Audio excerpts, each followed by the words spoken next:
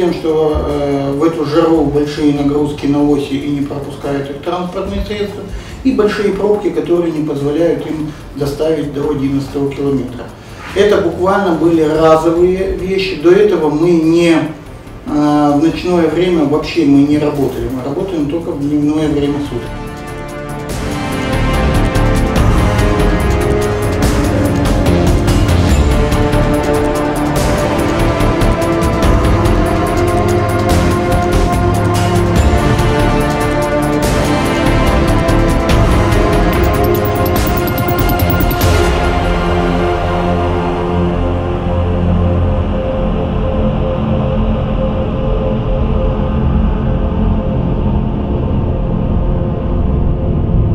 Скажем так, они хотели оттянуть решение вопроса на более долгий срок. Мы сказали, до начала учебного года, чтобы наши дети могли спокойно ходить в школу, и мы не волновались, что их накроет пылью или собьет данное транспортное средство, груженное щебнем.